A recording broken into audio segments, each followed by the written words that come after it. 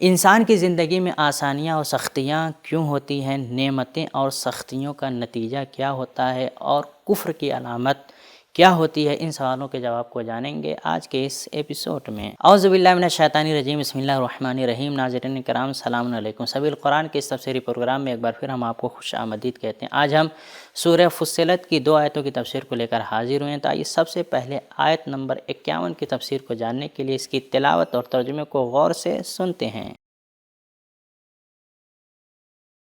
كتاب أنزلناه إليك مبارك ليدبروا آياته وليتذكر أولو الألباب بسم الله الرحمن الرحيم وَإِذَا أَنْعَمْنَا عَلَى الْإِنسَانِ أَعْرَضَ وَنَأَى بِجَانِبِهِ وَإِذَا مَسَّهُ الشَّرُّ فَذُو دُعَاءٍ عَرِيضٍ۔ اور جب ہم انسان پر احسان کرتے ہیں تو ہماری طرف سے منہ پھیر لیتا ہے اور پہلو بدل کر چل دیتا ہے، اور جب اسے تکلیف پہنچتی ہے تو لمبی چوڑی دعائیں کرنے لگتا ہے۔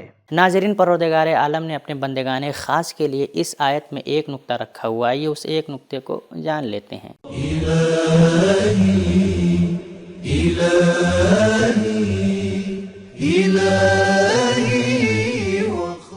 نقطہ نا کا معنی ہے دور ہونا، اور جب یہ لفظ جانب کے ساتھ استعمال ہو تو تکبر اور غرور کا کنایہ ہوتا ہے۔ نا بجانبہ یعنی نعمت اور عیش و آرام کی وجہ سے مغرور ہو گیا اور تکبر کے ساتھ پہلو بدل کر چلا گیا۔ عریض کا معنی ہے چوڑا، جو کہ زیادہ دعا کرنے کا کنایہ ہے۔ سوال، آیت نمبر 49 میں ہم نے پڑھا اذا مسہ الشر کان یئوسا، جیسے ہی انسان پر کوئی مصیبت آتی ہے وہ نا امید ہو جاتا ہے، لیکن اس آیت میں ارشاد ہو رہا ہے اذا مسہ الشر فذو دعاء عریض، جب انسان پر کوئی مصیبت آتی ہے تو لمبی چوڑی دعائیں کرنے لگتا ہے۔ اب سوال یہ ہے کہ نا امید انسان دعا کیسے کر سکتا ہے؟ جواب، مفسروں نے اس سوال کے الگ الگ جواب دیے ہیں۔ تفسیر روح البیان میں آیا ہے کہ مصیبت آنے پر کچھ لوگ نا امید ہو جاتے ہیں مگر کچھ لوگ دعا کرتے ہیں۔ بعض نے اس سوال کے جواب میں کہا ہے انسان عادی اور معمولی اسباب سے نا امید ہو جاتا ہے لیکن اللہ سے دعا کرتا ہے، مگر آیت کا لہجہ سرزنش کا ہے، جبکہ عادی اسباب سے نا امید ہو کر اللہ کی طرف متوجہ ہو جانا تو اچھی چیز ہے، تو اس کی سرزنش کیوں کی جائے گی؟ تفسیر نمونہ میں آیا ہے کہ انسان شروعات میں تو دعا کرتا ہے لیکن آہستہ آہستہ نا امید ہو جاتا ہے، اور یہ دعا اور نا امیدی 2 مرحلے الگ الگ مرحلوں میں ہوتی ہیں۔ شاید یہ کہا جا سکتا ہے کہ دعا سے مراد اللہ سے مدد مانگنا نہیں بلکہ وہی نا امیدی ہے جس کا اظہار فریاد اور چیخ و پکار کی صورت میں کریں گے، اور دونوں آیتیں ایک ہی بات بیان کر رہی ہیں، لیکن ایک جگہ فرمایا نا امید ہے اور دوسری جگہ فرمایا نا امیدی کی وجہ سے فریاد اور چیخ و پکار کرے گا، جس کی مثال یہ آیت ہے اذا مسہ الشر جزوعا۔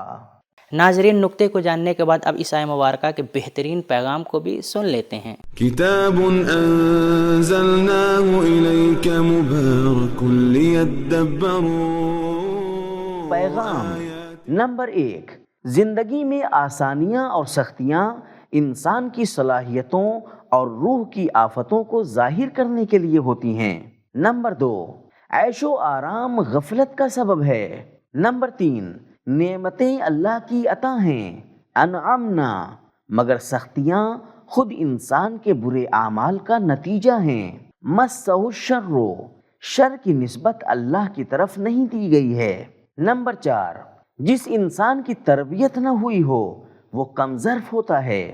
نمبر 5، انسان کو جو نعمتیں اللہ نے عطا کی ہیں اس کے سامنے زندگی میں آنے والی سختیاں اور پریشانیاں بہت کم ہیں۔ نعمت کے لیے انعمنا کا لفظ استعمال کیا، لیکن شر کے لیے مسہو آیا ہے جس کا معنی صرف چھونا ہے۔ ناظرین، یہ تھی آیت نمبر 51 کی تفسیر۔ اب آیت نمبر 52 کی تفسیر کو جاننے کے لیے سب سے پہلے اس کی تلاوت اور ترجمے کو غور سے سنتے ہیں۔ قل ارأيتم ان كان من عند الله ثم كفرتم به من اضل ممن هو في شقاق بعيد۔ اے رسول، تم کہہ دو کہ بھلا دیکھو تو صحیح کہ اگر یہ قرآن خدا کی بارگاہ سے آیا ہو اور پھر تم اس سے انکار کرو تو جو ایسے پہلے درجے کی مخالفت میں پڑا ہو اس سے بڑھ کر اور کون گمراہ ہو سکتا ہے۔